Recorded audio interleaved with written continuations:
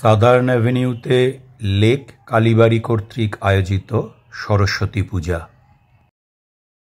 আমি এই বছর প্রথম এখানে পুজো দেখতে এলাম।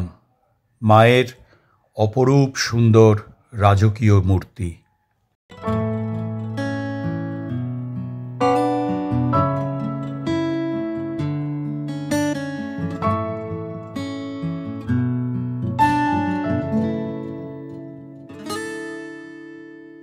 মা সরস্বতীর দুপাশে রয়েছে রাধাকৃষ্ণের দুখানি যুগল মূর্তি।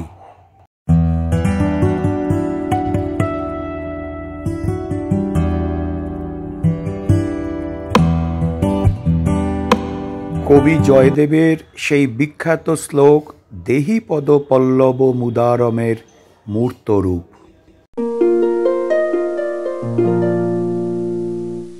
শ্রী রাধিকা দর্পণ হাতে বসে রয়েছেন তাঁর কেশসজ্জায় রত শ্রীকৃষ্ণ। শাস্ত্রে বলে দেবী সরস্বতীর পূজা প্রথম করেছিলেন শ্রীকৃষ্ণ, এবং সরস্বতী পাঁচালীতে বলা হয় রাধার বদন হতে জনম তাহার। তাহার অর্থে দেবী সরস্বতীর, তাই মায়ের দুপাশে রাধা এবং কৃষ্ণ।